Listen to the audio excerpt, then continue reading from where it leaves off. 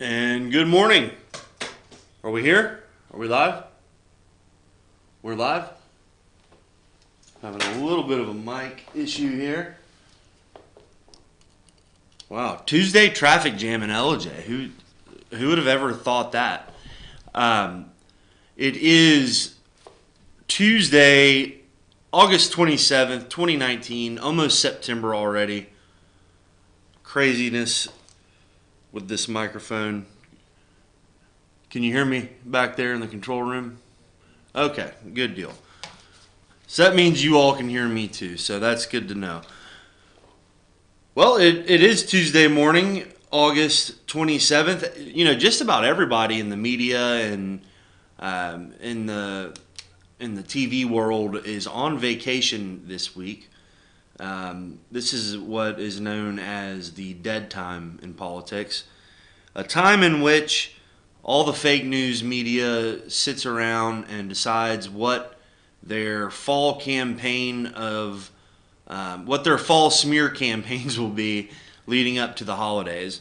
They sit around and they probably, my guess would be they have a list, much like what I have here, and they say, okay, well, the G7, Trump's on vacation, so we're going to hit him on that, and China, and we're gonna make sure that whatever happens, we take China's side, and then say that he's an authoritarian leader, and even when he says China called last night, we're gonna say no, they didn't, because we believe China over Trump, even though they're the ones that actually have an authoritarian leader. Remember the time when they freaked out because he said President Xi was president for life, and they were like, oh, he wants to be like China. He wants to be president for life. And then, it was all designed to make him out to be the bad guy because China is authoritarian. But here we are now, and he says, I'm negotiating with China. Well, of course, now they're rooting for China. So, sure enough, the left loves to say, hey, your privilege is showing. Well, hey, your communist side is showing. Okay, so what else goes on the checklist of things that they probably do? Okay, well, they say hurricane season's coming up. It's that time of year, between late August and early October. If we're lucky, we'll see some devastation, and a couple hurricanes will hit America. And if we're even luckier, it'll hit one of the third world countries in the Caribbean, and we can blame it on Trump. 2 for 1, right? 2 birds, 1 stone. Then they can spend more money and say that Trump isn't spending enough, no matter how much he spends, or no matter how much we spend as a government. And that's always a good one to do. Okay, what else? There's another Democratic debate coming up. They can use that to frame Donald Trump any way they want. They can just take their regular sound bites and make it look like the Democrats have all the momentum in the world, whether it be Liz Warren or what's her face from California, Senator Kamala Harris, or Mayor Pete. Probably not Joe Biden though, because as I've said on here before, old Sleepy Joe, I don't think. What is it Trump said? He goes, he's lost his fastball. He's not playing with a full deck. I think they know that too. Not only do they know that, but when you've been spending the last 5-8 years or so telling the whole world how bad white men are, that may play against you when Joe Biden, breaks away from the pack because he's everything, you claim to hate. Or not hate, strongly dislike, because the left doesn't hate anyone, right? They oppose hate. And who else am I forgetting? Bernie Sanders, that's right. Old Bernie, crazy Bernie as Trump calls him, he's the guy who still has his base, still has enthusiasm, although Elizabeth Warren is getting a lot of people to come out to her campaign stops. But I think old crazy Bernie may not be showing up well in the polls right now, but I think we may be surprised when it comes primary time. So they'll have that to deal with. What else is going on their checklist right now? Well, I'm sure they're digging through every single, Republican in Congress and in the Senate who has an election coming up next year, and they're getting ready to gear up to start smear campaigns against them. And then, of course, our old friend Stacey Abrams is out there telling everyone that voter fraud still exists. She'll get plenty of headlines as she is taking her Fair Fight Georgia to the national stage, even though she actually got more votes than Hillary Clinton, and she got more votes than any Democrat candidate in the state of Georgia in history, and she was the beneficiary of the highest African American turnout in Georgia history. So as far as all that voter suppression goes, I'm not real sure what that's all about, but that's something we can get into later. But to come full circle here, it is the dead time. It's the time in which you see these backbenchers on TV. You see people like Kilmeade hosting for Tucker. You got Mark Stein filling in for Rush Limbaugh. The only people that are really working this week, I guess Morning Joe's in town because they figure that maybe that's the only time people will watch them. They were having a good time today, trying to spin their way in circles around, trying to say whatever Trump did was bad. And I wish I had more time to make a video montage because it's hilarious how often those people contradict themselves. Old Joe and Mika live from their studio in Florida because they don't want to pay New York taxes. But anyway, aside from all that, here in LJ, it is a brisk 69 degrees. It's a humid 69 degrees. I love touching this desk right here. It's like that sticky late summer false fall, as I like to call it. I think I saw a meme earlier where it said like Georgia's 20 seasons, and it had like full spring, second winter, fake spring, third winter, summer, hell's front porch. And we're at a stage right now where it's like false fall, where you think about wearing jeans and you think about wearing your hoodies, and it turns out that no, it's actually going to be 95 again by the end of the week. But it's also football season, the start of football season, and these early games, of course, are always really hot and damn near dangerous for the kids because of how hot it is. Of course, our coaches out there take all the proper precautions, and it's the kind of thing where they're conditioned for it with all the summer training and stuff. But it's that time of year, you start feeling it in the air. You start seeing Scott Van Pelt come back to ESPN to do his show after his summer vacation. I mean, what a gig he has. Josh, you back there? You ever watch Van Pelt? A little bit. So you're aware he has the 12 o'clock Sports Center, 12 a.m. and does an hour, and it's kind of this big revamp of the show now here for the last 2 years. Yeah. And I like it. I used to listen to his radio show with Ryan Russillo a lot. I thought that was one of the best things going.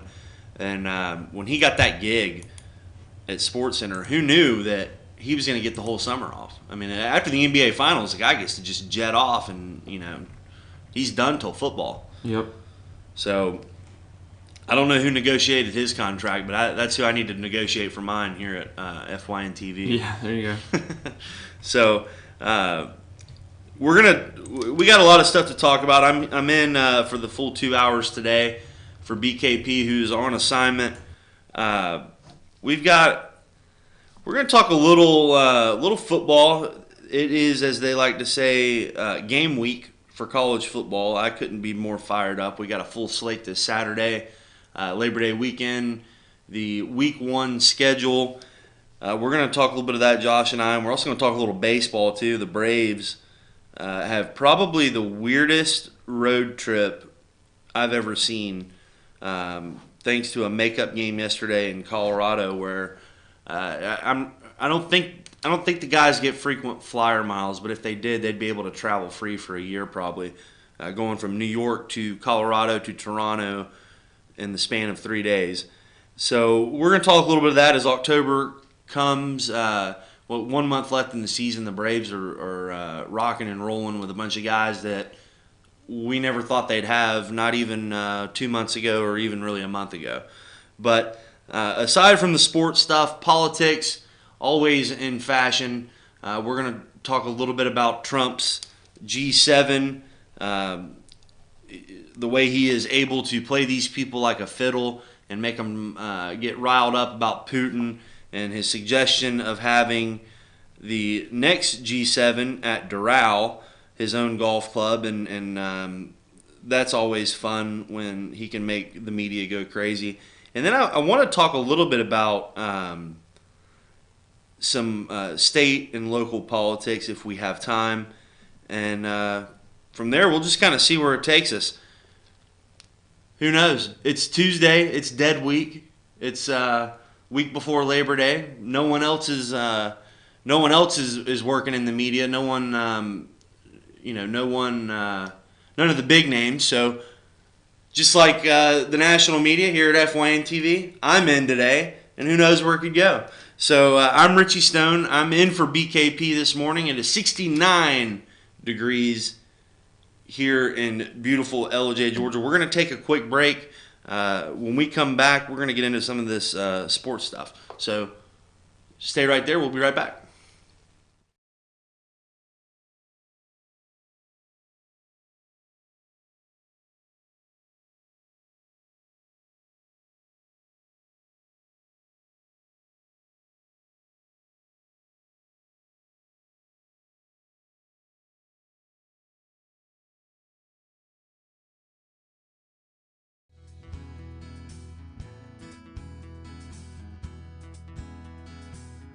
Hello, my name is Chad Watkins. I'm the manager at Larry's Body Shop.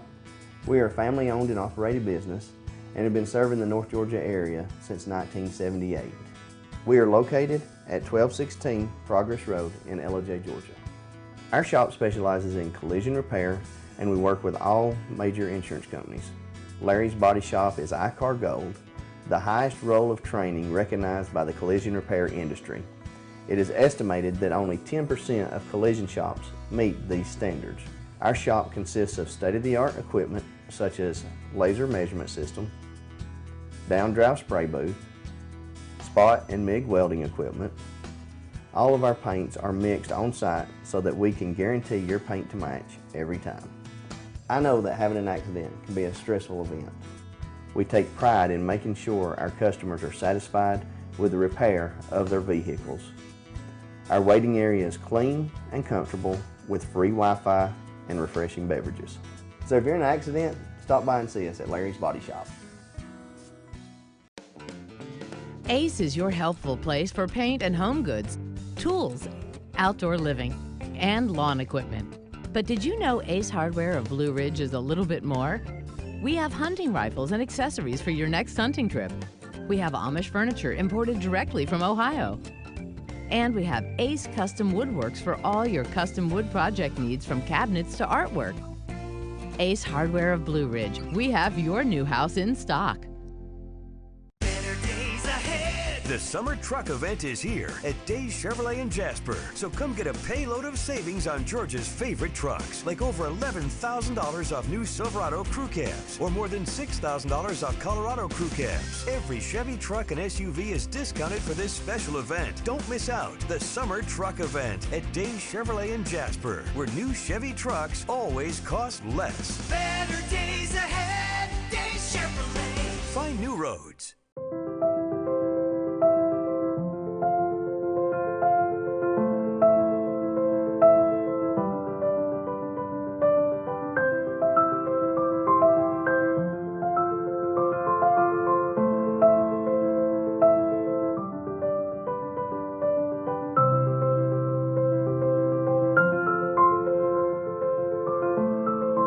North Georgia Diamond is your source for diamonds in North Georgia.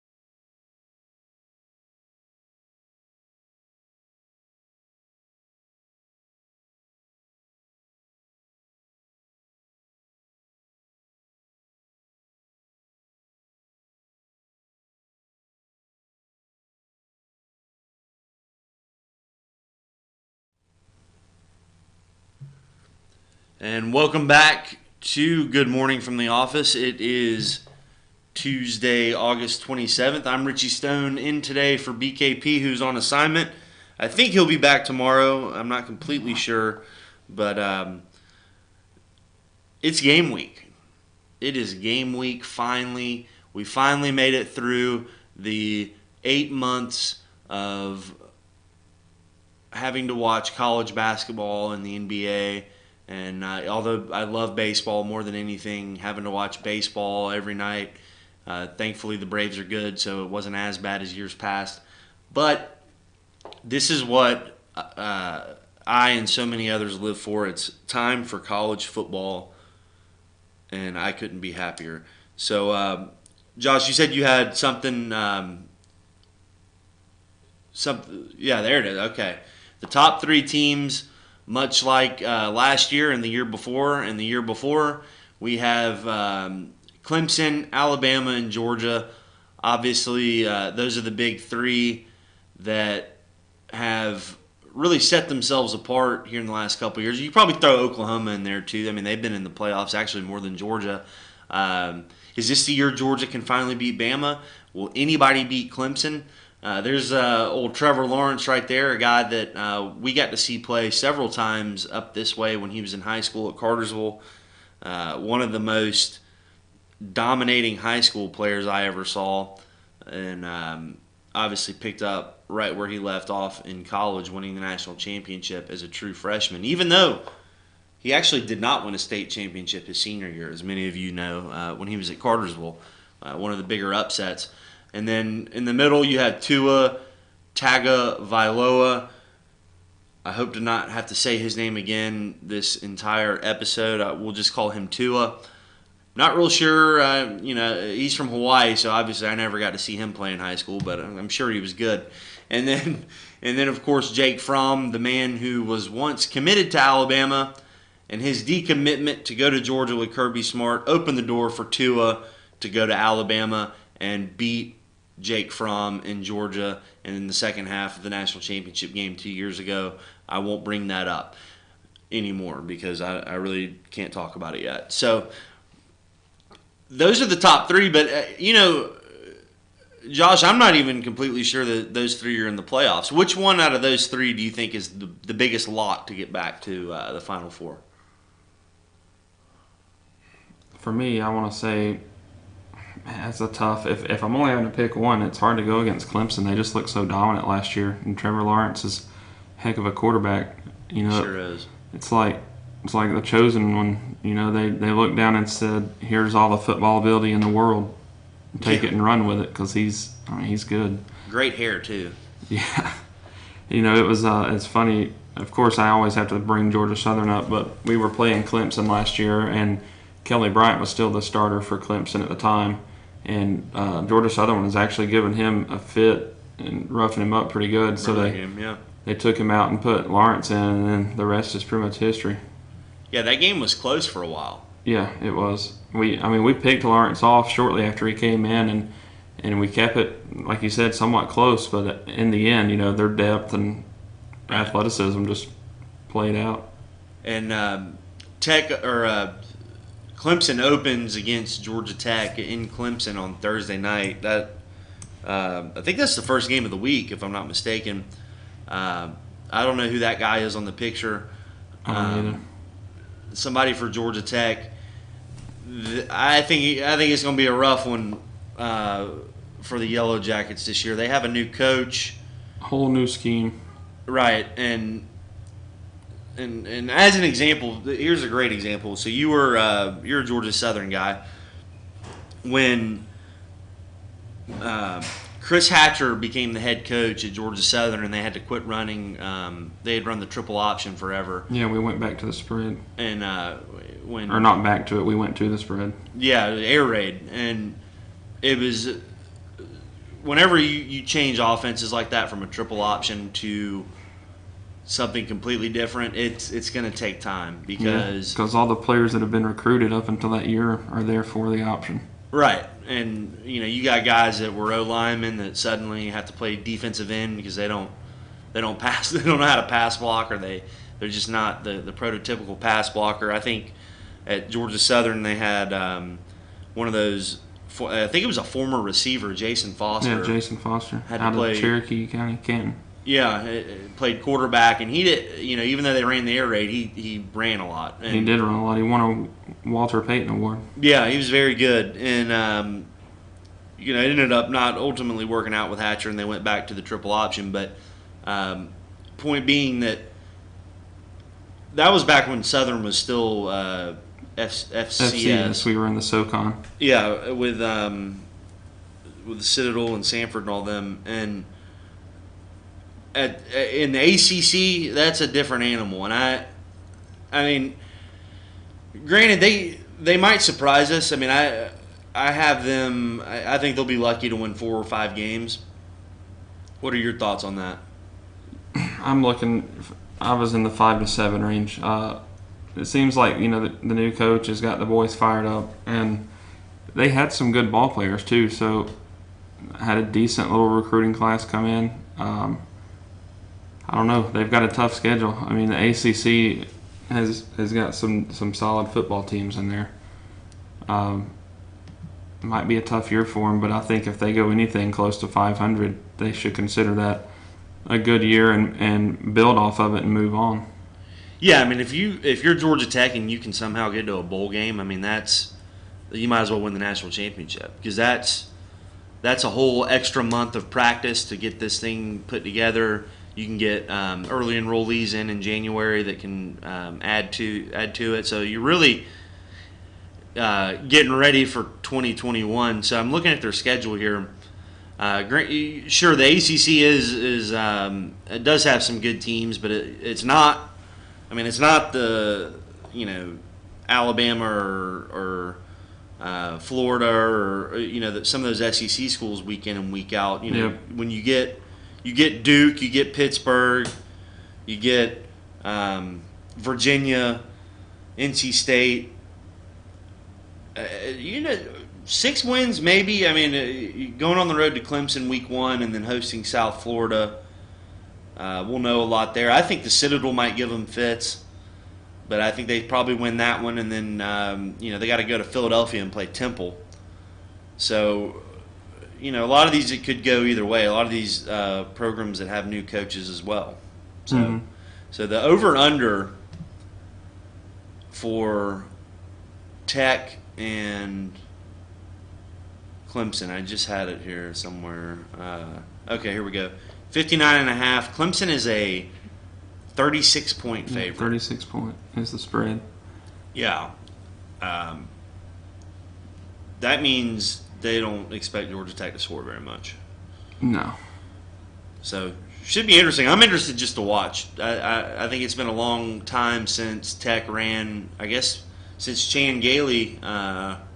When did Chan Gailey leave? 06, 07, sometime around there? I think so. And Paul Johnson came in and actually had a lot of success with Chan Gailey's players. And then, Yeah, Paul Johnson started in 2008 okay. with Tech. Yeah, and then I think they won it in 09. They won the ACC his second year. And then they got back to a BCS Bowl. They went to the Orange Bowl again in, 13 or 14 maybe, and just destroyed Mississippi State. So Tech was always that team with Paul Johnson that, every 4 or 5 years, it's almost like a high school program where you rebuild it and you get what you call the program guys who stick around for 5 years and can kind of be your anchor. And then if you can just have a couple, 2, 3 playmakers, especially with that offense they used to run, it would work. So I'm excited. The new coach, Jeff Collins is his name, right? I think so, yep. And he's an Atlanta guy. He's been around. He was at Alabama, I think. So I'm excited to see how he can recruit. I notice wherever he goes, he wears a Braves hat. Have you noticed that? Yeah, I did. He wears that Atlanta A. He's really trying to sell the notion of this being the Atlanta school, which I think is a great idea because Tech has all sorts of stigmas as far as it's known as the smart school. I won't say nerds, but athletics isn't the first thing you think of, and if you can brand it as athletics, which they did at one time, I think it can be pretty successful. What do you think? Yeah, I agree with you. Academics is a big thing there. It's not an easy place to get accepted and succeed as a student, so that definitely plays a big role in recruitment as well. Yeah, I think that's half their problem historically, is that you got these kids got to qualify. I mean, I think it's a problem you saw at Notre Dame too, where it's hard to get in, and they're not going to lower their academic standards, and I applaud them for that. I mean, that's pretty much what got why Georgia Tech left the SEC in the first place. They were a charter member of the SEC, and they weren't on board. I guess they didn't want to be in the same sentence with Ole Miss. Yeah. But anyway, we got some other ones. Some more of our local teams. Well, go ahead and just fire away at me, Josh. Whoever you got. All right, we'll throw up Georgia. We got Georgia playing at Vandy Saturday. 7:30 p.m. on the SEC Network. When do you think the caravan up to Nashville to party on Broadway is going to leave? Maybe Wednesday or Thursday? Yeah, maybe. I know Georgia fans are excited for the season to get underway. Most people I'm talking to, which I know this is the same thing every year, but a lot of them think this could finally be it. You've had 2 shots at Alabama, third time's a charm. A lot of people are really expecting big things out of Fromm and the Dogs this year. Yeah, I feel like with Georgia throughout my life, it's, one thing's for sure, they're probably going to let you down. Number 2, the years when there's the most hype, they seem to underachieve. So what strikes my mind is 08 when Matt Stafford was a junior and A.J. Green and Noshawn Marino were all there, and they underachieved after winning the Sugar Bowl the year before. The David Green, his senior year with David Pollock, after they had done so much and they underachieved. They got beat by an awful Tennessee team at home. There's many examples. Some of those Aaron Murray teams that were supposed to be good and weren't. So I don't know. I mean, full disclosure, I'm a fan of Georgia. I grew up about 20 miles from Athens. Spent my childhood going over there, going to games, going to the game day, watching people drink a lot of beer, and it's in my heart. I'm a Georgia kid, but you got to be realistic with them, because if you choose to get on that roller coaster, it'll take you for a ride. And the minute you start to buy back in and think, oh man, this is it, they will snatch it away from you. It's inevitable. It happened happened against Alabama twice now, or really 3 times if you want to go all the way back to the 2012 SEC championship.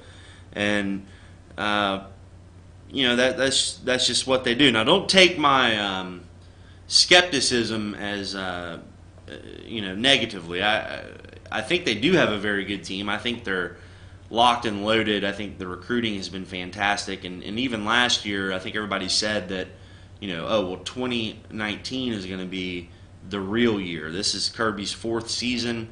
It's pretty much all his players now, except for a few 5th-year seniors here and there, guys that he has recruited. And I don't think Vanderbilt's going to be a problem. There's a lot more to the full season. But what are your thoughts? Yeah, I'm with you. Vandy shouldn't really be a problem for Georgia. I think the beginning game of the year is always a tricky one, because you don't know really how well prepared each team is going to show up being. You can practice and scrimmage all day, but until you're live action out there against another team, you really don't know what to expect. I want to say Vandy was 21-point underdogs? Yeah, some have it at 19, from 19 to 21, there in that range, yeah. Yeah, I would say I think they might cover it, to be honest.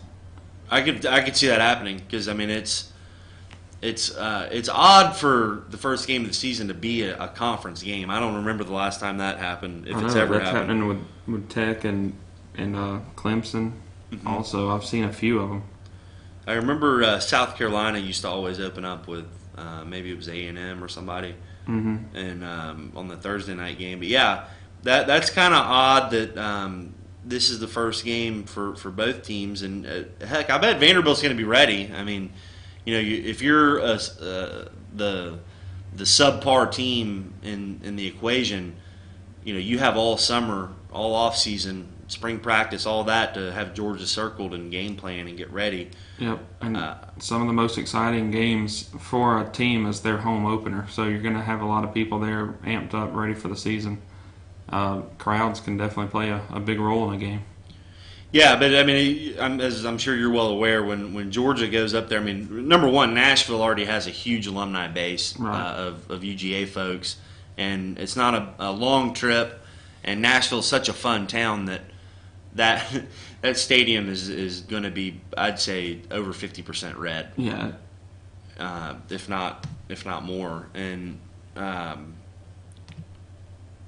that's always an advantage for Georgia when they go up there because that's always the case.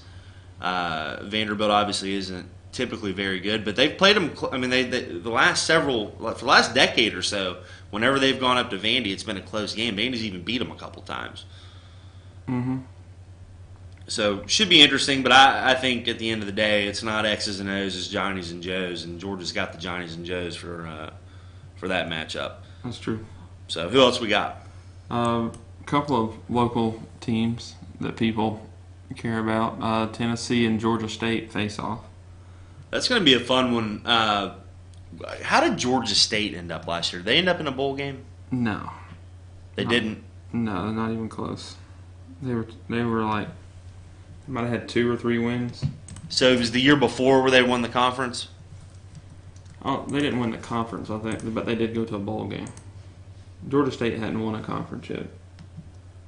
Okay, so you're a Georgia Southern guy, so you can't stand them, right? That's correct. I That's, grew up a Tennessee fan, so I'm hoping they just,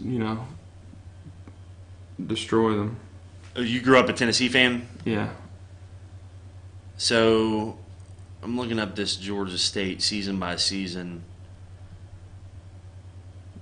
I would, but I don't want that in my search history. I don't need to start getting advertisements for Georgia State. Yeah, so Sean Elliott is in his 3rd season there, and it says he's 9-15. That doesn't. Well, I guess that does add up. I was going to say that's. Yeah, they were not 2-10 last year, 1-7 in the Sun Belt. So Trent Miles, maybe, or I remember one year didn't they beat Georgia Southern, and I guess maybe it was a big upset. Yeah, they beat us a couple of years in a row while we had that crazy head coach Tyson Summers that kind of brought in last minute, and he said he was going to run the option and changed the whole offense up. It was awful. It was a terrible experiment. Who's their coach now? Oh, we're going to get to them in a minute. Okay. Yeah. So as far as this game's concerned, I'm really excited to see where Tennessee is in year 2 under Jeremy Pruitt. I think he's the right guy. I think I always go back when me and my buddies talk about this. When Mark Richt got shown the door at Georgia, and the news was, I think it was like Channel 2 or somebody was at the Butts-Mehre building in Athens, and a bunch of players were walking out of the building, and they're like, "Who do you want the next head coach to be?" They're like, "We want Pruitt." They loved him. That guy has what they call the killer instinct. He's mean, he's nasty, and he wants to destroy you, and that's what Tennessee needed. But you could probably speak better to it than I can. Yeah, they've been in shambles ever since. Well, not in shambles, but they've been on the way down ever since they let Fulmer go. Lane Kiffin, another failed experiment, so much so that they named a water sewage plant after him. That was bad all around. And then Derek Dooley comes in.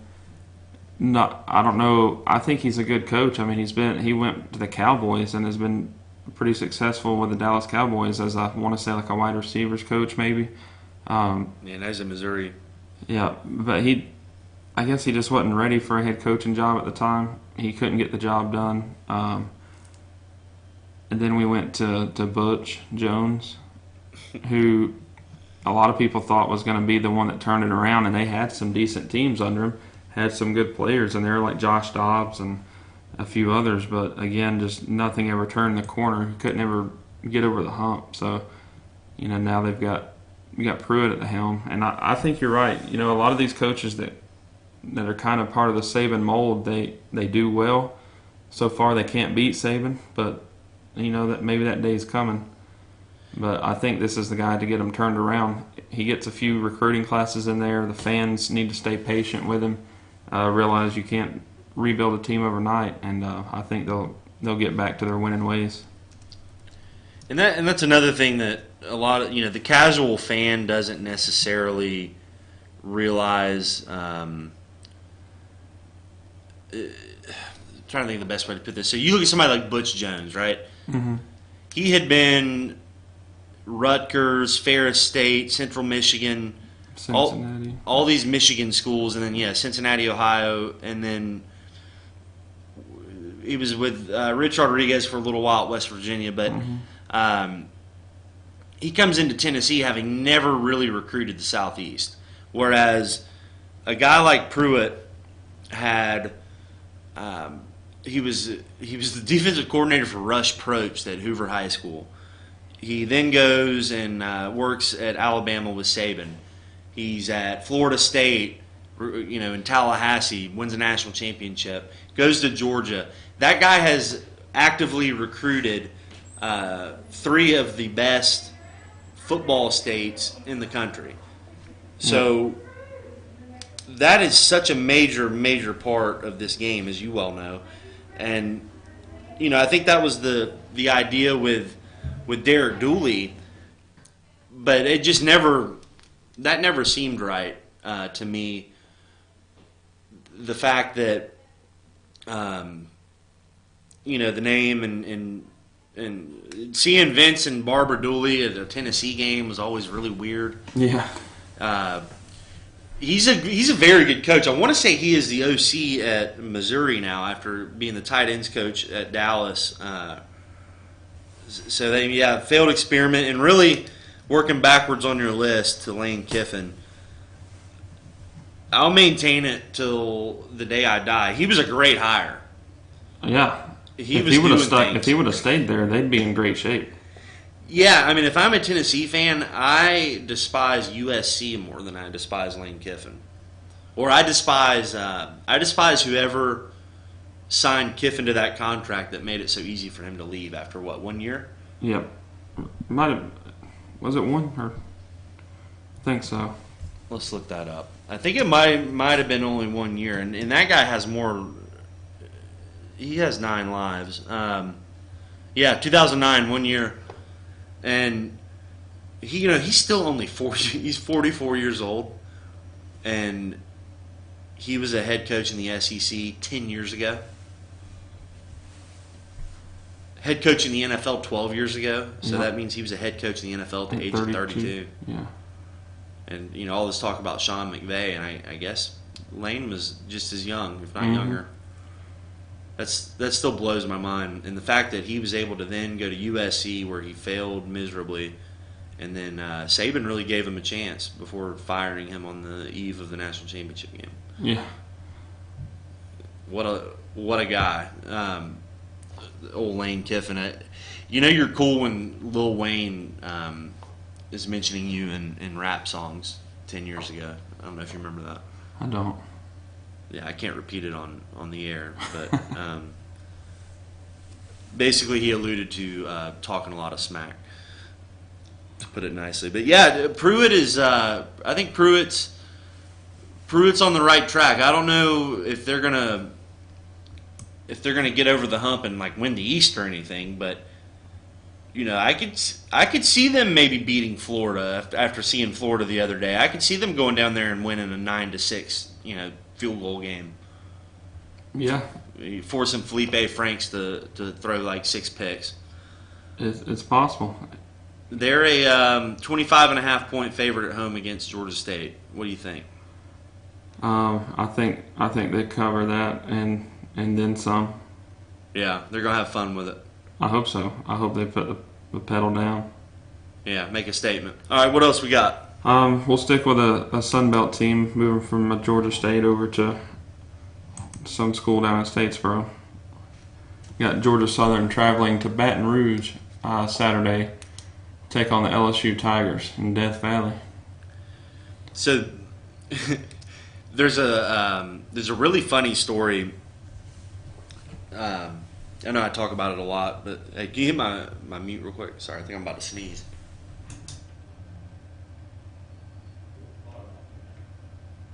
So I've talked about this before, how when I was in college, I was the video coordinator at Valdosta State, and we had this long lineage of coaches that include Will Muschamp and Kirby Smart.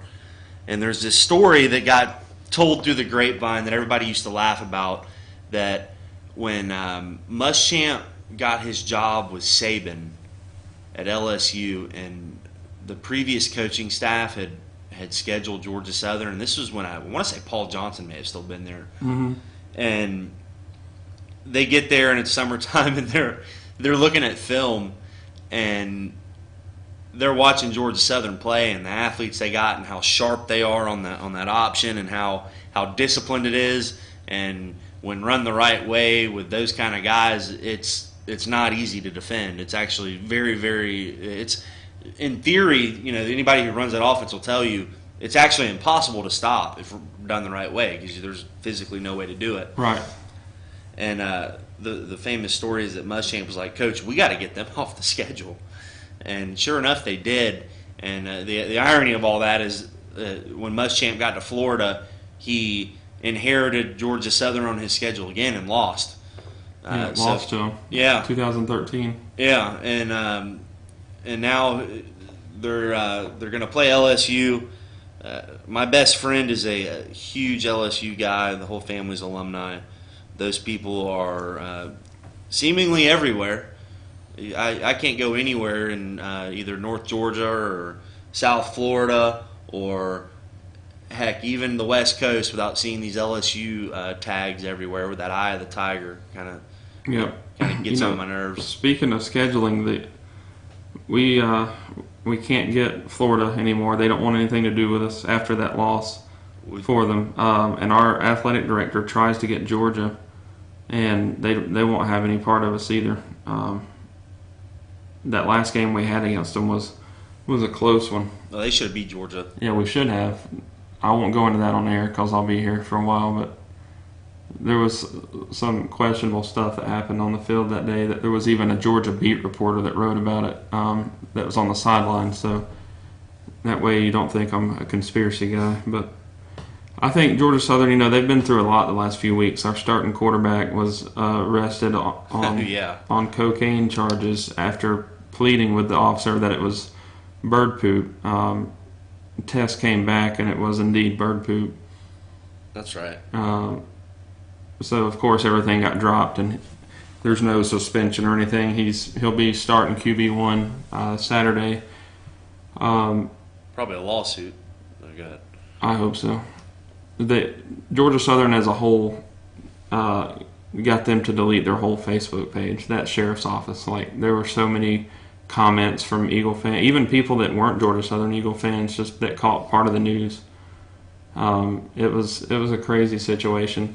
When the camera footage came out, he was mistreated. I mean, the guy, big time. Had it out for him from the get-go.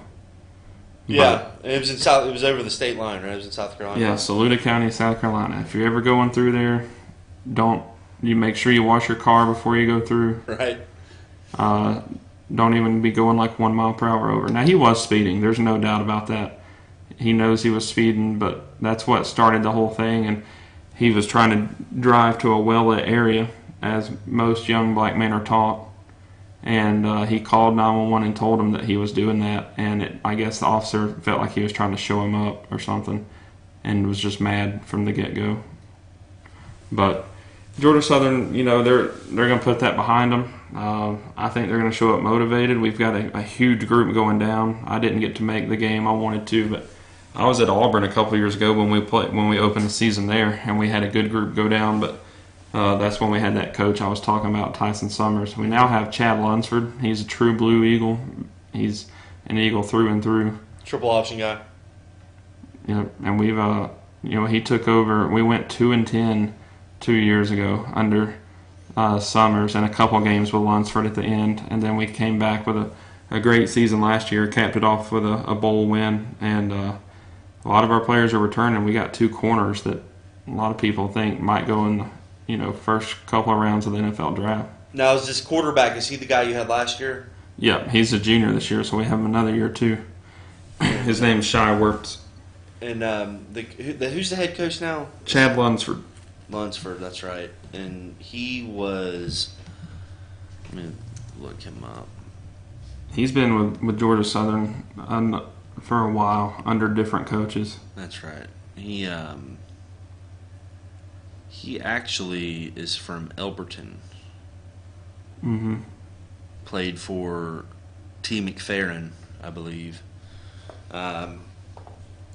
Tyson Summers is interesting. The head coach I worked for at Valdosta State, David Dean, was brought on to be Summers' co-offensive coordinator, and I know there's some stuff in the media. I think it's well documented how all of that didn't end well, and Dean ended up, he's now the head coach at West Georgia.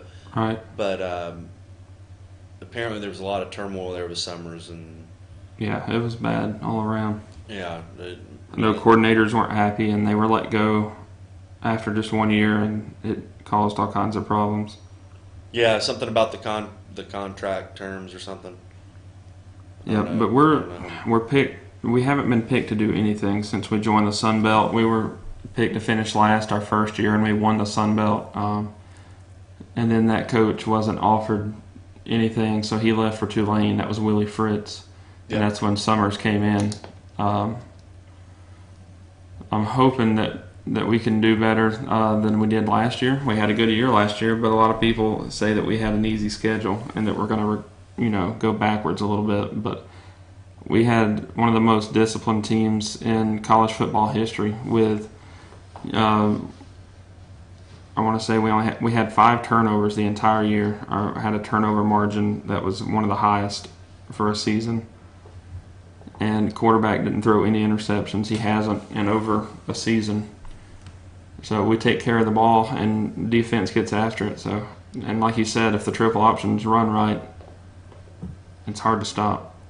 So all in all, what are your thoughts overall on how, on the whole move up to Division I? Is that something that you're in favor of? I mean, are you glad they did it, or is it the kind of thing where, I know they say this a lot at Valdosta, it's like, well, why don't you move up from D2? It's like, well, because we can win national championships, and it's fun to be able to do that. Is that something you miss being able to do the playoffs and all? Yeah, when we were Division I AA, as it used to be called, FCS now, it was fun. When my freshman year was the last year of Hatcher, the Hatch attack as they called it. Yeah.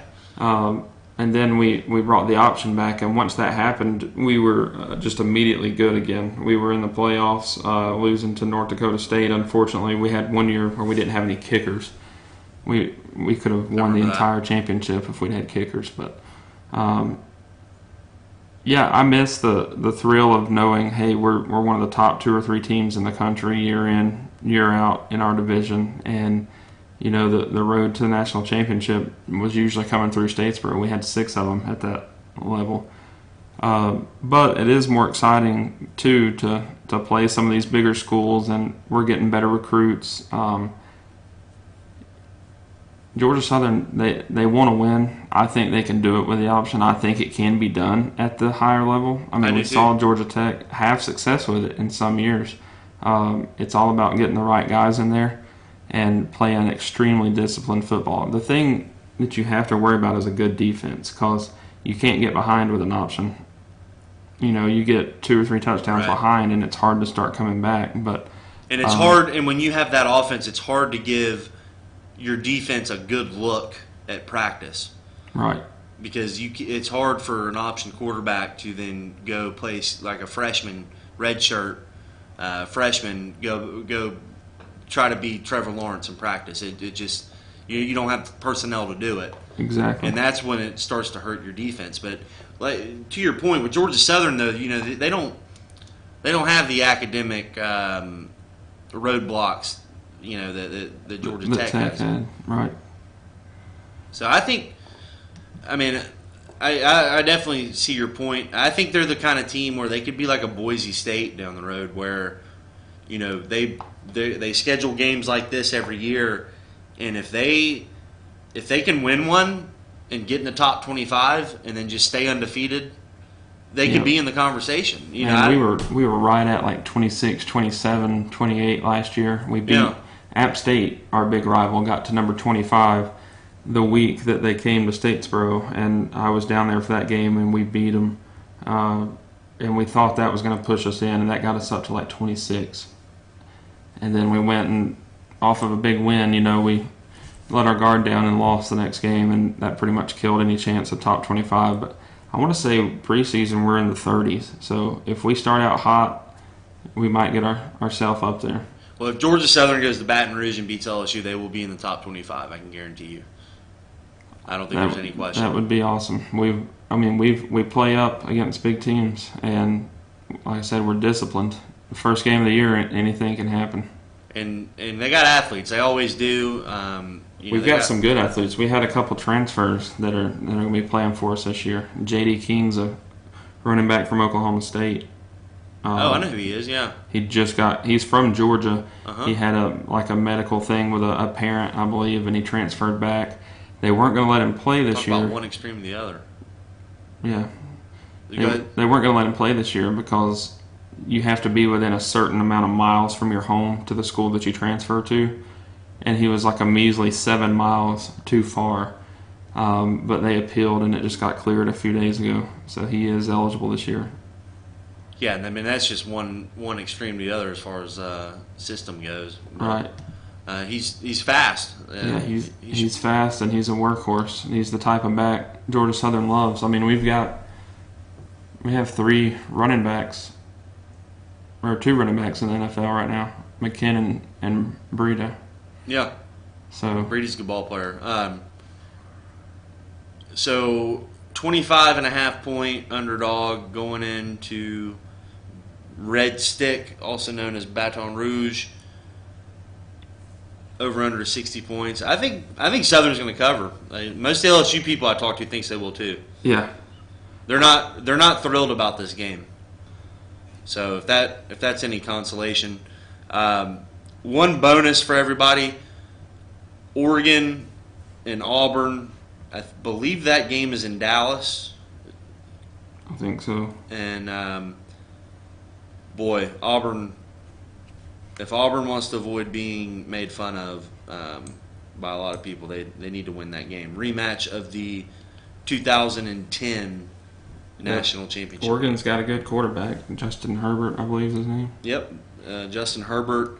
Right now, he's listed as the number 2 quarterback off the board in the NFL draft behind Tua. Which I think is absurd. Yeah, I think I can name 2 guys off the top of my head that I think are better NFL prospects. Jake Fromm, but maybe I think a lot of people think Fromm's going to stay in school though.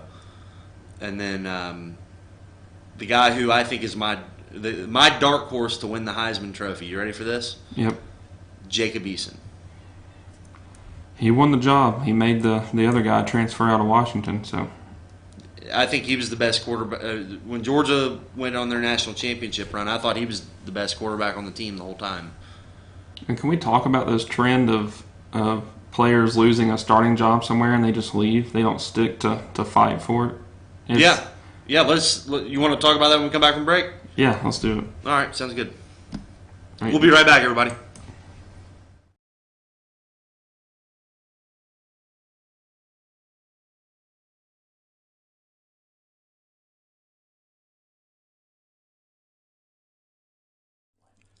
In 1981, Reed Nicholson began selling tires out of an old barn in Mineral Bluff. Little did he know that he had just laid the groundwork for the most trusted names in automotive services in the Blue Ridge area. In 1997, Nicholson Tire Center became what it is today, holding the same values of faith, family, and great customer service. 2 locations to serve you, and the Blue Ridge location is currently expanding to offer fast service and the largest U-Haul provider in Georgia. Nicholson Tire Center, Blue Ridge, and Mineral Bluff. Hi, I'm Rhonda the Mattress Lady, and this is my husband Gary, owners of Mattress Overstocked in Ella next to Walmart. And we want to earn your business. From the time you walk in our door to the time we deliver your new mattress to your door, you will see the difference. Our selection and prices are the best in North Georgia, and customer service is our top priority. So y'all come on in and let us help you find the right mattress at the right price. That's Mattress Overstocked in Ella next to Walmart. Circuit World, with multiple locations to serve you in Murphy and Franklin, North Carolina, Blairsville, Blue Ridge, and Ella, Georgia. Locally owned and operated since 1985. Appliances, electronics, and furniture. Name brand products like LG, Samsung, Dell, Whirlpool, Ashley, Catnapper, and more. No credit check, only 10% down on furniture, and only $10 down on any new lease purchase. Mention FYN10 for your special deal today at Circuit World. Do you feel like healthcare has become too impersonal? 8 times an hour, I'll get you in, I'll get you out. At Lifetime Medical Center, you're more than a number. We get to know you, not just your medical issues. Dr. Alana Kent is board certified in family practice and offers same-day appointments. She and her staff treat conditions from minor to chronic issues. Lifetime Medical Center, convenient to Jasper and Blue Ridge. This may sting a little.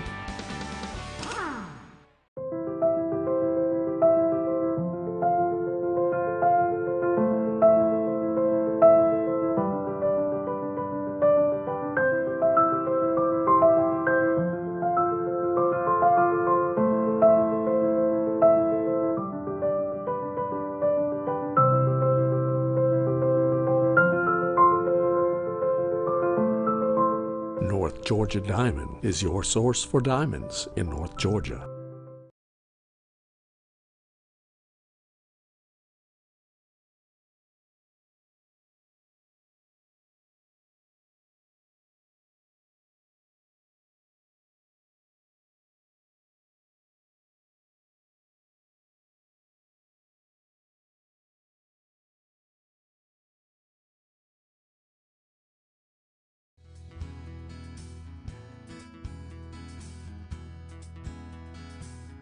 Hello, my name is Chad Watkins. I'm the manager at Larry's Body Shop. We are a family-owned and operated business and have been serving the North Georgia area since 1978. We are located at 1216 Progress Road in Ella, Georgia. Our shop specializes in collision repair, and we work with all major insurance companies. Larry's Body Shop is ICAR Gold, the highest role of training recognized by the collision repair industry. It is estimated that only 10% of collision shops meet these standards.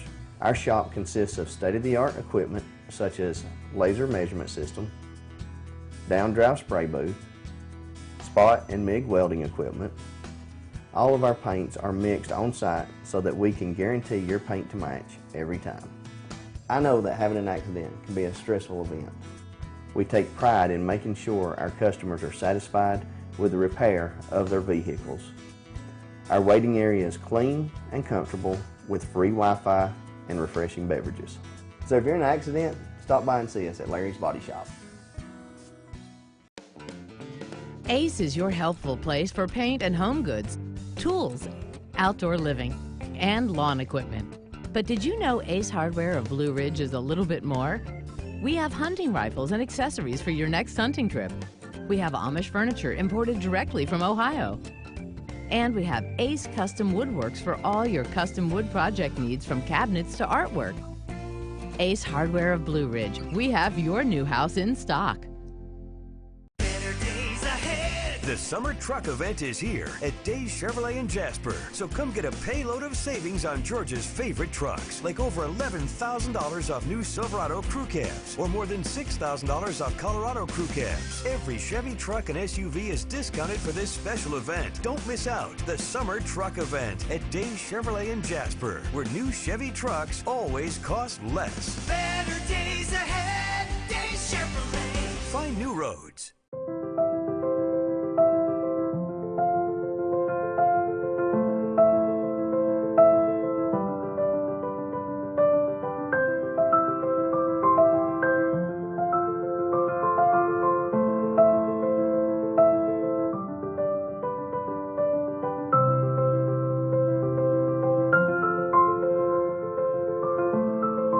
North Georgia Diamond is your source for diamonds in North Georgia.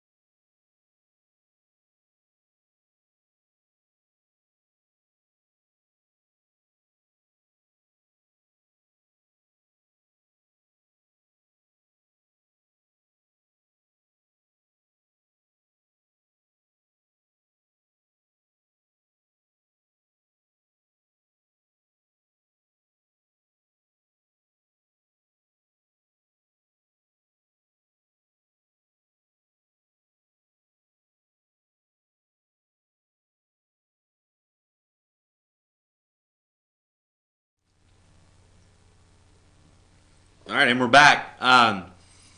Josh, you brought up the topic, and I thought it was a very good one about the transfers. You want to tee that up? Sure. So, to me, I don't like where we're at now that these players, they get recruited somewhere. You know, a school spends a lot of time and money recruiting them, bringing them there. They get beat for the starting job, and they immediately just leave and transfer. You had now Jacob Eason was an immediate. I don't think was he. He was what? He wasn't an immediate transfer. He stuck around for a year and then left, right? Yeah, because he actually started. Yeah, he started, and then Fromm came in because of injury. Yeah, and then he went to Washington and sat out. And sat out a year. So, but now he's the starter this year. You had Justin Fields, who left for Ohio State from UGA, and is now starting for Ohio State. Jake Haener, as you might say, he was the Washington quarterback battling Jacob Eason. He has said that he's transferring. It looks like he might be going to Fresno State. Kelly Bryant lost to Trevor Lawrence, went to Missouri from Clemson. Jalen Hurts left Alabama this year. Grad transfer. Yep, going to Oklahoma. And really, Oklahoma's had 3 years in a row now a guy that didn't begin his career there.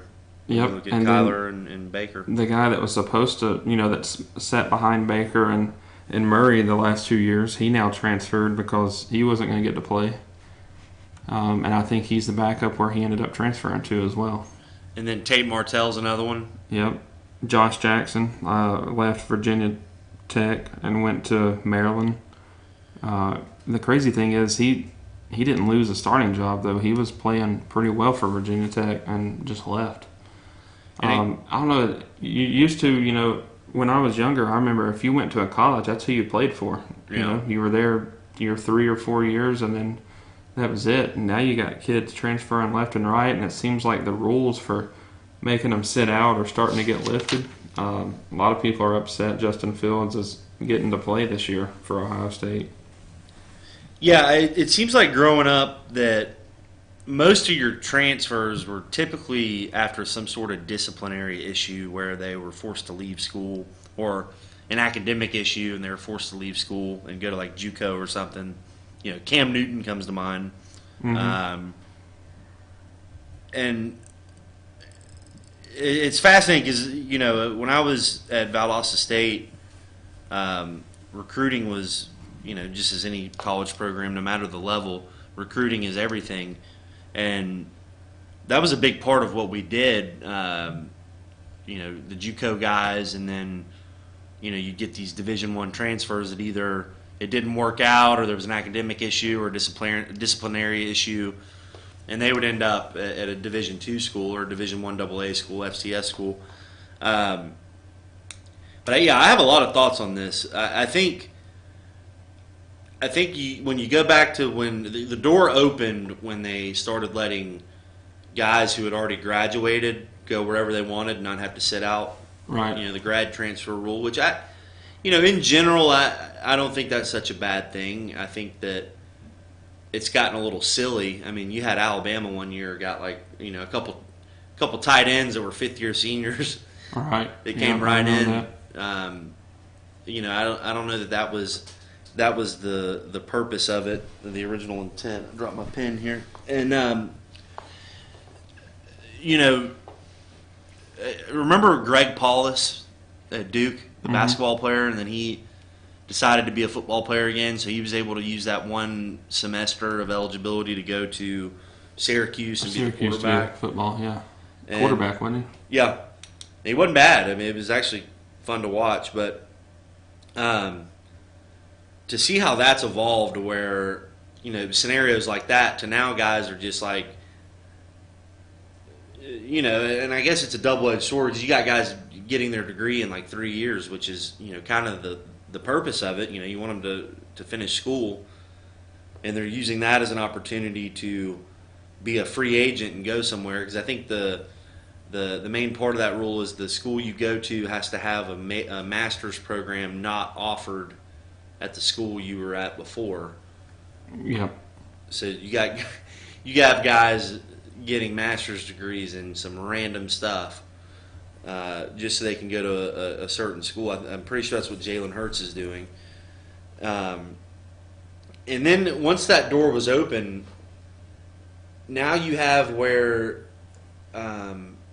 fewer and fewer guys are sitting out a year because of this waiver thing where, you make an exception for one guy, the floodgates open, and then you can start, it becomes big business. I know that there's this attorney out of Atlanta, I believe, who is quite famous. I know he represented Justin Fields and a lot of other guys to where he's able to kind of present the case. He's so good at it that the NCAA actually hired him.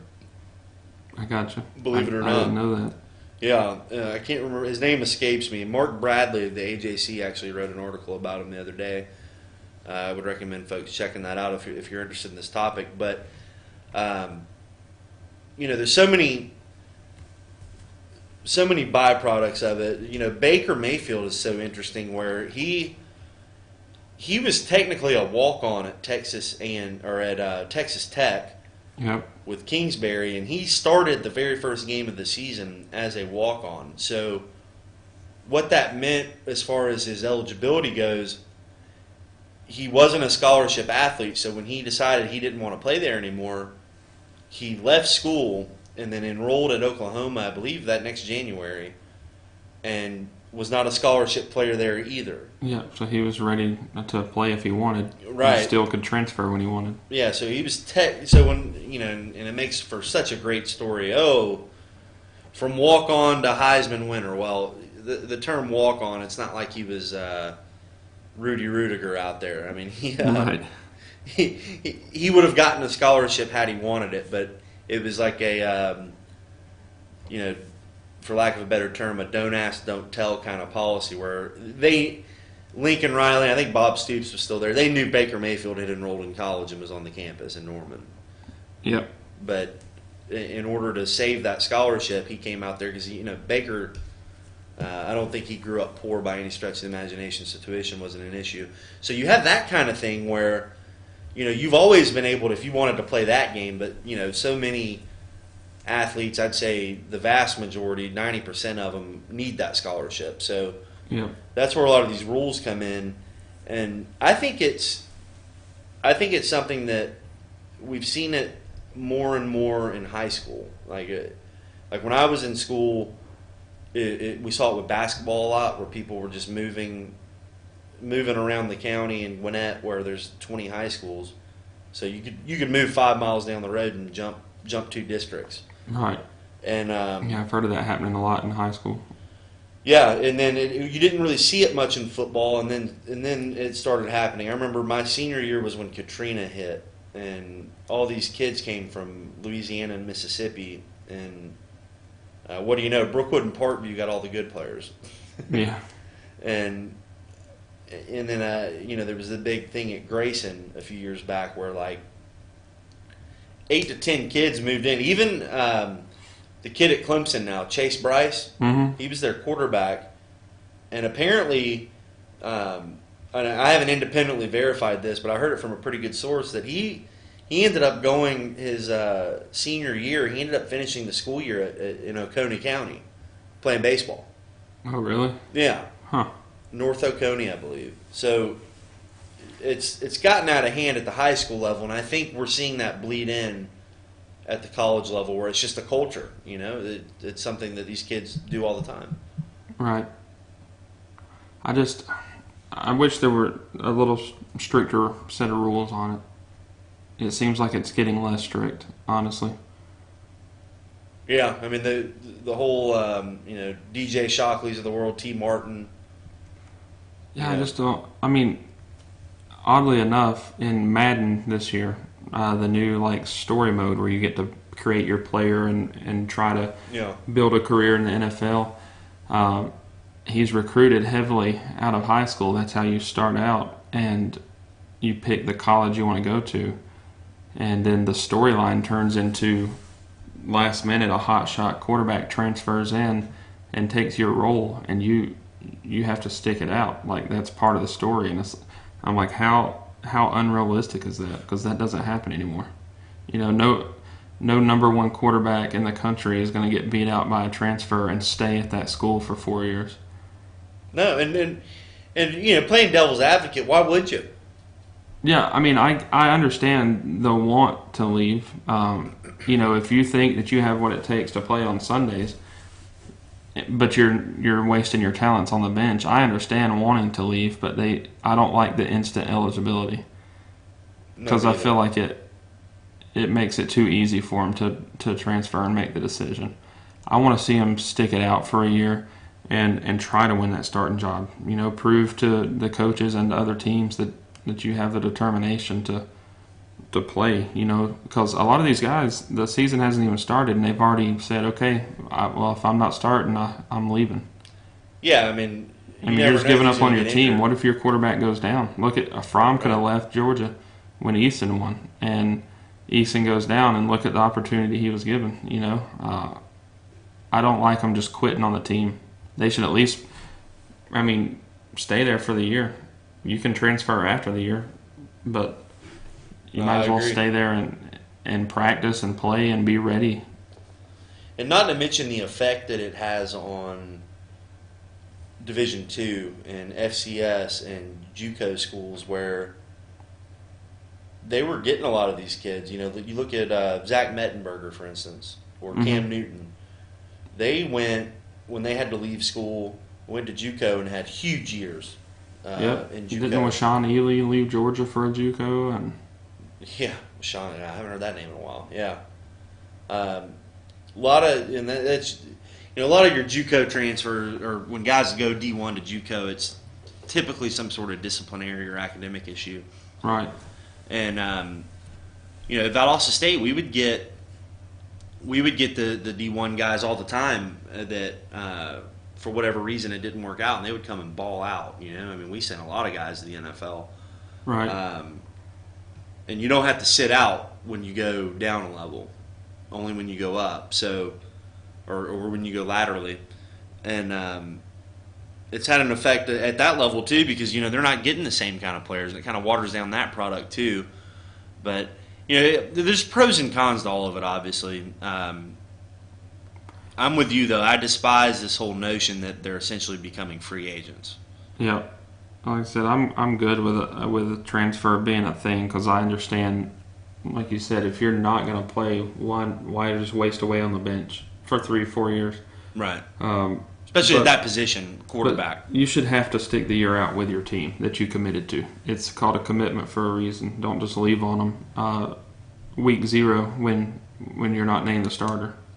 And I'm pretty sure, didn't Georgia get a tight end from Tennessee too?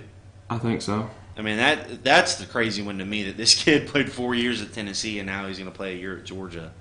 Yeah. And go back to Neyland Stadium, and It's just odd. I mean, how do you? They need to get to work on some different guidelines and rules for some of these transfers. I don't know. I just don't like where it's at.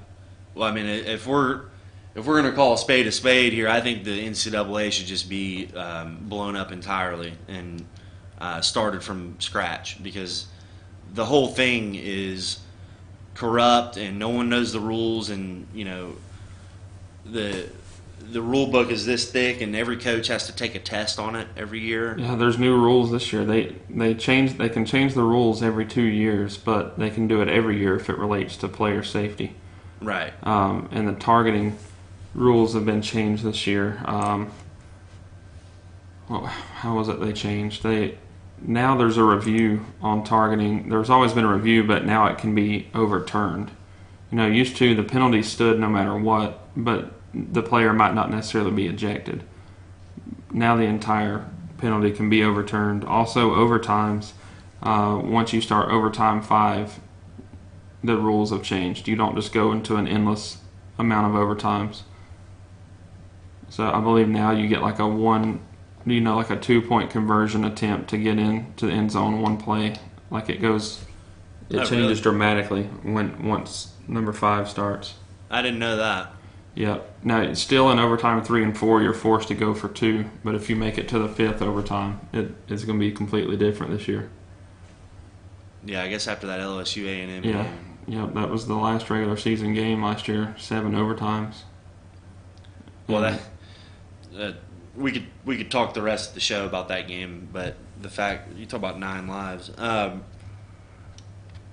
Well, I think it's interesting, but you know, I think it's just going to keep evolving and more of a free agent. I think it's going to get to the point eventually where the NCAA is going to have that too big to fail syndrome or circumstance, and something's got to give. I don't know, because you can't pay the players. I mean, I think when you talk about players' rights and compensation, and yes, they should be compensated, but then Title IX comes into it, and you got to pay the women's track team and the men's fencing team because they're athletes too, even though no one watches them. You know, a lot of these people recruited are out of state, and out of state tuition at these things is not cheap. You know, they're getting quite a bit of compensation as is. Yeah, but they don't see it that way, as you know. So, anyway, well, before we go to break, a quick Braves update, because it wouldn't be a guest host from me if we didn't mention them. The tough game yesterday. You got to credit the guys for even being in that game after the travel they had to go through. They swept the Mets 3 games in New York, and then had a 10-after-3 start yesterday in Denver, Colorado, and now tonight they're in Toronto. Yep. Got a 2-game series in Toronto. It's the MLB scheduling is maybe worse than the NCAA. Yeah, I guess they were just struggling to find a place to throw that makeup game in there from the rain out earlier in the year, but still, it was tough. I mean, we went 7 scoreless between both teams, and in the 8th, the Rockies were able to pick up a run, and we tied it back in the 9th, and then, of course, they walked it off in the bottom of the 9th yesterday, taking the game 3-1. Teheran, another amazing outing. He's been great this year. He's had a couple of bad games, but all pitchers are prone to that. I've been impressed with him. Fulton Evans had an amazing game against the Mets a couple days ago. He looks like his slider's back after some time down in Gwinnett. Keuchel on Sunday. Yep, Keuchel was great. The pitching's looking good. The bullpen has been steady until, a little bit of a problem last night, but somebody's bound to score when you've gone 7 scoreless. I mean, right. Braves left a lot of runs out there. We couldn't get anybody in. Freddie got thrown out at the plate in the 4th inning. Had the bases loaded in the 5th. We couldn't get any runs in. So we had runners in scoring position with less than 2 outs. I think 5, maybe 6 times. Yeah, I think 5 or 6. You're right. Just couldn't get anything done. Loving what I'm seeing out of the Braves, though. We got Dansby came back yesterday. He almost put one out of the park in his first swing. He did strike out the next 3 at bats, but it's good to have him back. But Hechavarria, Adeiny Hechavarria, Cervelli, all these new guys that we're bringing in, Billy Hamilton. Their teams are cutting them loose. We're picking them up, and they're playing hard, playing good ball for us. So it's been exciting to watch, and hopefully McCann can take the time to heal and get in good shape now that we've got Cervelli. If I had told you in March that around September 1st the Braves will be trotting out Matt Joyce, Ronald, Rafael Ortega, Hechavarria, Cervelli, Francisco Cervelli, and I guess that's about right. And then Keuchel too. We didn't have him to start the year. I would have loved to hear Keuchel's name, but if I had told you those names, Adam Duvall, another one, would you have said we're in first place by 6 games? If that was our lineup? No, but a lot of that would have been also because I expected the Phillies to do better than they were. Yeah. It's kind of crazy that they're staying above water, but it reminds me a lot of those Bobby Cox teams, man. When on the run, they would get the injury bug, and you'd have guys come out of nowhere and step up, like Dwayne Wise or George Thomas, I think his name was, and just random guys. Yeah, we have a great system right now. I know a lot of those guys weren't in our farm system, but Ortega coming up with a big grand slam against the Dodgers. He's been playing great at Gwinnett all year. As you know, I've got season tickets down there at Gwinnett, so I've got to watch him a lot. Camargo's down there right now, and he's absolutely raking. I think he just needed to get some consistent playing time to get his swing back in order. Without a doubt. He's killing the ball. Of course, Austin Riley was just otherworldly to start the year at Gwinnett. That was a lot of fun to watch. He just had his rehab assignment moved to Gwinnett. Oh, moved to Gwinnett? Yeah, he was there last night. I think he's got another game or 2 of rehab before he'll be back. They're going to have some interesting decisions to make on that 40-man. I tell you, Gwinnett has been unreal this year. They're leading the Southern Division in the International League. They've set records for home runs hit, similar to what the Braves are doing. Home runs are flying out of the ballpark everywhere. But having Ortega, Duvall, Riley earlier in the season, that's like the 27 Yankees. All 3 of them. If all 3 of them had played all year at Gwinnett with no interruptions, you're looking 30 to 40 home runs for each. I mean, they all 3. I think Ortega had around 25 when he was called up. Duvall was in the high 20s. Riley was, I want to say 18 or 19, but he was called up pretty early. Yeah, mid-May, right? Yep. I mean, he was just mashing the cover off the ball, and then continued it right into the MLB until pitchers started figuring him out. But well, I think, and that's the good thing I think with his injury. I mean, you never want to see a guy get hurt, but getting that break, it reminds me a lot of Kyle Schwarber back in 2016 when he kind of got hurt and was able to take a break, and opposing teams weren't able to continue building their book on him. Yeah, Schwarber even spent a decent amount of time in the minor leagues getting everything right, and then when he came back, he was great again. Yeah, and he was, I guess, the DH in those games against Cleveland. Mm-hmm. This is one of my favorite times of the year with football coming back, and October's upon us. The Braves are good, and it's just so exciting. I'm with you.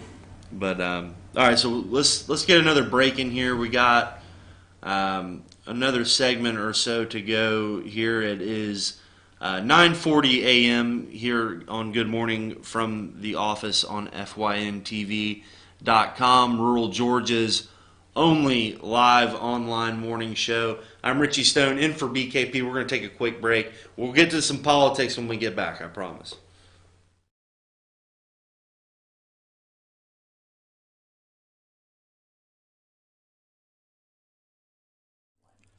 In 1981, Reed Nicholson began selling tires out of an old barn in Mineral Bluff. Little did he know that he had just laid the groundwork for the most trusted names in automotive services in the Blue Ridge area. In 1997, Nicholson Tire Center became what it is today, holding the same values of faith, family, and great customer service. 2 locations to serve you, and the Blue Ridge location is currently expanding to offer fast service and the largest U-Haul provider in Georgia. Nicholson Tire Center, Blue Ridge, and Mineral Bluff. Hi, I'm Rhonda the Mattress Lady, and this is my husband Gary, owners of Mattress Overstocked in Ella next to Walmart. And we want to earn your business. From the time you walk in our door to the time we deliver your new mattress to your door, you will see the difference. Our selection and prices are the best in North Georgia, and customer service is our top priority. So y'all come on in and let us help you find the right mattress at the right price. That's Mattress Overstocked in Ella next to Walmart. Circuit World, with multiple locations to serve you in Murphy and Franklin, North Carolina, Blairsville, Blue Ridge, and Ella, Georgia. Locally owned and operated since 1985. Appliances, electronics, and furniture. Name brand products like LG, Samsung, Dell, Whirlpool, Ashley, Catnapper, and more. No credit check, only 10% down on furniture, and only $10 down on any new lease purchase. Mention FYN10 for your special deal today at Circuit World. Do you feel like healthcare has become too impersonal? 3 times an hour, I'll get you in, I'll get you out. At Lifetime Medical Center, you're more than a number. We get to know you, not just your medical issues. Dr. Alana Kent is board certified in family practice and offers same-day appointments. She and her staff treat conditions from minor to chronic issues. Lifetime Medical Center, convenient to Jasper and Blue Ridge. This may sting a little.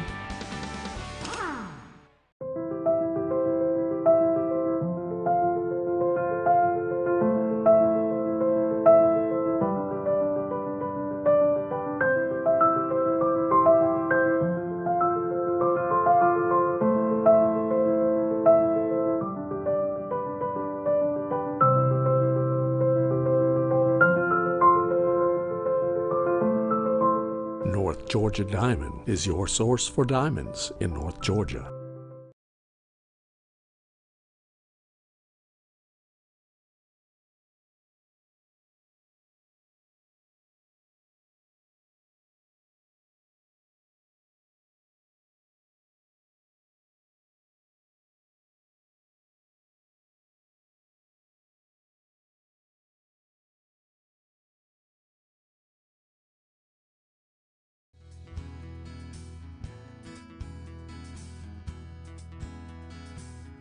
Hello, my name is Chad Watkins. I'm the manager at Larry's Body Shop.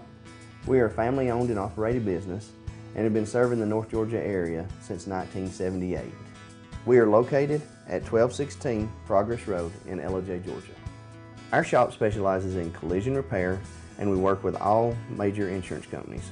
Larry's Body Shop is ICAR Gold, the highest role of training recognized by the collision repair industry. It is estimated that only 10% of collision shops meet these standards. Our shop consists of state-of-the-art equipment such as laser measurement system, down-drive spray booth, spot and MIG welding equipment. All of our paints are mixed on site so that we can guarantee your paint to match every time. I know that having an accident can be a stressful event. We take pride in making sure our customers are satisfied with the repair of their vehicles. Our waiting area is clean and comfortable with free Wi-Fi and refreshing beverages. So if you're in an accident, stop by and see us at Larry's Body Shop. Ace is your healthful place for paint and home goods, tools, outdoor living, and lawn equipment. But did you know Ace Hardware of Blue Ridge is a little bit more? We have hunting rifles and accessories for your next hunting trip. We have Amish furniture imported directly from Ohio. And we have Ace Custom Woodworks for all your custom wood project needs, from cabinets to artwork. Ace Hardware of Blue Ridge. We have your new house in stock. The summer truck event is here at Days Chevrolet in Jasper. So come get a payload of savings on Georgia's favorite trucks, like over $11,000 off new Silverado crew cabs, or more than $6,000 off Colorado crew cabs. Every Chevy truck and SUV is discounted for this special event. Don't miss out. The summer truck event at Days Chevrolet in Jasper, where new Chevy trucks always cost less. Better days ahead, Days Chevrolet. Find new roads.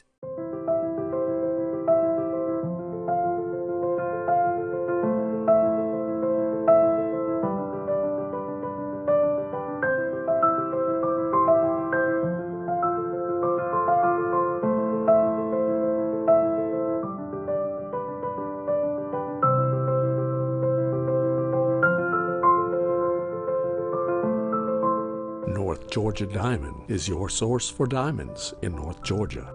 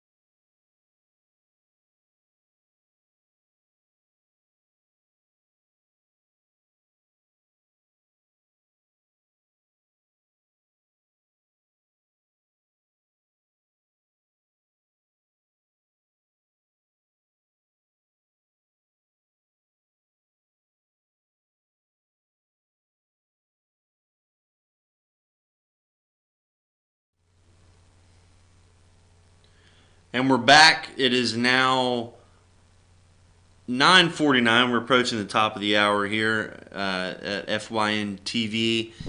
This is Good Morning from the Office. I'm Richie Stone in for BKP. We've had, as it typically goes, the agenda for the show doesn't go any way that I said it would. we ended up making this the college football preview show, which is fine with me because it's my favorite time of the year. It's now 70 degrees here. We've gone up into the 70s. Nice late summer day, but apparently the heat is going to return as it so often does. But can't dampen my spirits. I'm happy to be here. But I did want to talk here in the final 10 minutes about some political stuff, because that's why you watch if you're still with us, if the football didn't bore you.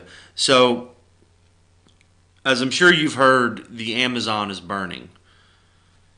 Now, I, for one, think it's odd that a rainforest is on fire. Because if a rainforest catches fire, is it really a rainforest? Think about that one. But aside from that,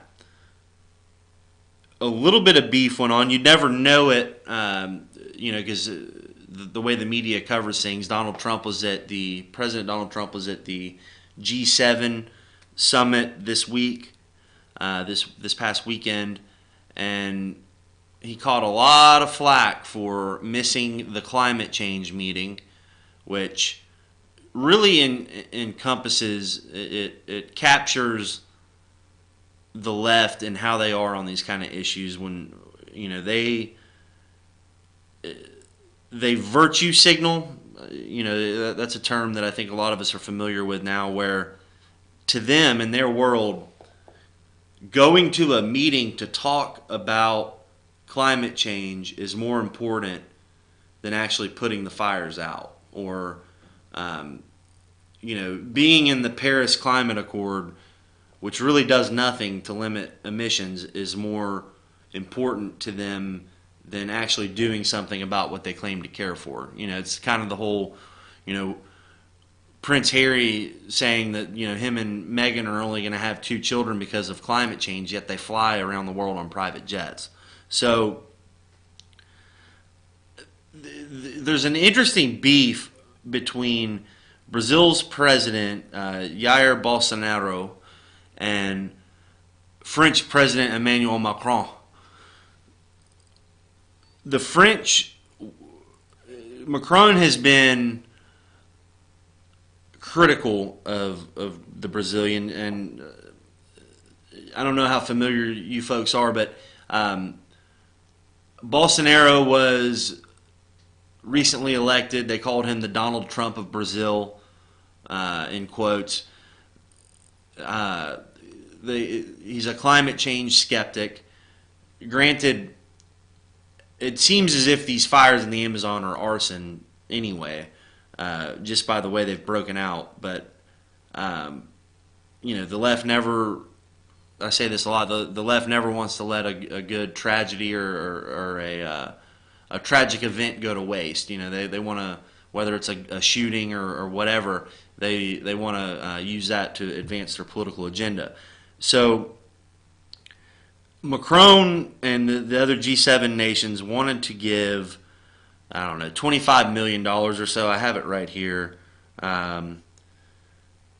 It was a lot of money to help. Okay, here we go. 22.2 million package from the group of 7 nations. This is from, I'm quoting the Washington Post here. Brazil's president appeared Tuesday to walk back an initial rejection of a $22.2 million package from the group of 7 nations, the G7, to help fight fires sweeping through the Amazon rainforest. But President Jair Bolsonaro said any consideration of the aid remained tied up in his dispute with President Emmanuel Macron, even as officials in the fire-stricken regions spoke of negotiating directly with other countries for help if needed, which I'm sure they need the money, but as we're all well aware with fires that have happened here in America, you can throw money at the problem, but that still doesn't solve the problem of getting water onto the fire. Sure, you can maybe have more helicopters, but it's more of a logistics thing and more of a resources type of thing, to where oftentimes these fires are often, it's more about containing them and waiting for Mother Nature to rain down on it, quite literally, and put them out. But The interesting quote here, and it was a side note, I thought it was hilarious that Donald Trump did a press conference yesterday and called himself an environmentalist. That set them off. That set the media off. Don Lemon was about to have a conniption last night, as he does every night. That poor guy is so outraged all the time, and I think he's working himself into a frenzy, because how can anyone be that outraged all the time, especially when you host the primetime hours of 10 to 12 midnight on CNN and make millions of dollars. I don't see what he has to complain about. But anyway, it got personal between Macron and Bolsonaro, where the Brazilian president apparently made fun of Macron's wife, who is much older than him, and he really took exception to what he calls disingenuous attacks against the Amazon. This is in a tweet. He disguises his intentions behind an alliance of the G7 countries to save the Amazon as if it were a colony or no man's land. And here's my point to this. The left has this, well, it's the left, but it's also Democrats, the globalist, the global structure, if you will, organization, world order. As much as they claim compassion and claim to, be the people that really care, the ones that are really for the little guy, they have this paternalistic mindset that turns into more of a "we know what's best for you, shut up" kind of attitude. And you see it a lot in Europe. You see it in a lot of socialist countries, especially. You see it from the left here in America, where the right would argue that they're in favor of every man, every woman sets their own lot in life. You're either going to succeed or you're going to fail, but it's your choice in the end. Whereas the left will, wants to set up the safety net, as they call it, which really means, we control every aspect of your life. And a lot of that goes back to the colonial era and the idea of, especially European countries here in the Western Hemisphere, colonized South America, North America, and it was that "we know what's best for you" mentality. You are our subjects. We are the ones who can best bring you into the future. We can civilize you, which in large part they did. I mean, especially if you look at what we now know as the United States. Back then, they were the British colonies, Canada. They brought that European culture, but then we fought a revolution because we didn't like that, and Canada eventually got free of Britain, kind of. Mexico with Spain, that's a whole nother show. The French obviously had their influence in the Caribbean, and you look at Haiti and places like that. The Portuguese in Brazil, the Spanish in most of South America, the Dutch. So every major player in Europe had a colony, and we tend to think of that as ancient history, and it really isn't, because it really wasn't that long ago in the grand scheme of things. And I find it so interesting that the story that we're often told about South America, especially countries like Brazil, Uruguay, Venezuela, the left loves Venezuela because they elected a socialist, and they're progressive, and it's way better than America. But in reality, they have a very similar experience as we did, and for the French to kind of hold their nose in the air toward Brazil and have that give off that we know what's best. We're going to save the Amazon. Brazil can't save the Amazon. We're going to save the Amazon. It does kind of conjure up this idea of colonialism, and what Bolsonaro says makes sense. And it's an argument that